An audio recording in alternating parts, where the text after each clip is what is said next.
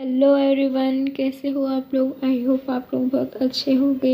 आज मैं आपको पढ़ाऊंगी क्लास 10th की इंग्लिश की फर्स्ट राइट बुक की पोएम जिसका नाम है a tiger in the zoo and इसके पोइट हैं लेस्ली नॉरिस। बहुत इजी पोएम है। इस पोएम में एक टाइगर की बात की गई है जो कि जू में है और एक जो फॉरेस्ट में रहता है। एक चिड़ियाघर में तो जो एक है वो जंगल में है। इन दोनों टाइगरों के बीच में कंपैरिजन किया गया है।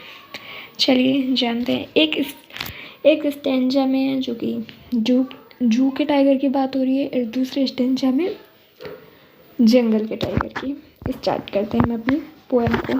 He stalks in his vivid strips the few steps of his cage on pads of velvet quite in his quiet reach। वह टाइगर धीरे धीरे चलता है अपने केज के अंदर छोटे छोटे कदम रखते हुए, और जब वो चलता है तो उसके पैर की आवाज़ नहीं आती है। वह आराम से चलता रहता है जैसे हमारे चलने की आवाज़ आती नहीं, वैसे टाइगर जब चलता है तो उसके पैरों की आवाज़ नहीं आती। गद्देदार पंजे होते हैं उसके। एंड सेकेंड स्टैंजा में पोइट कह रहे हैं He should be lurking in shadow, sliding through long grass near the water hole where plump deer pass।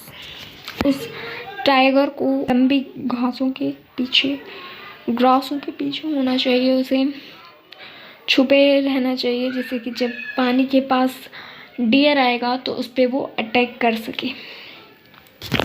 Third stanza में है He should be snarling around houses at the jungle edge, baring his white fangs, his claws terrorizing the village। उस tiger को जंगल के किनारे पर होना चाहिए, जो कि जंगल के बाहर जो विलेजेस हैं वहाँ पे लोग रहते हैं और वो डरे टाइगर से।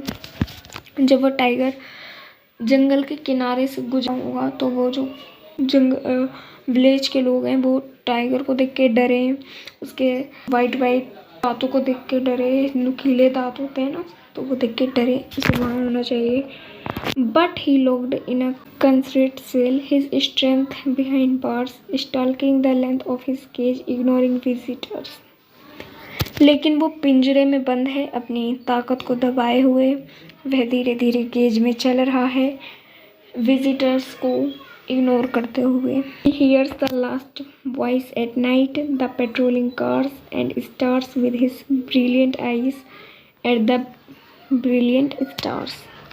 वह लास्ट वॉइस रात को सुनता है जब कार आती है, दरवाज़ा बंद करती है जू का, सब कुछ बंद करके वो अपने घर जाते हैं। गार्ड जो होते हैं वो अपने घर जाते हैं।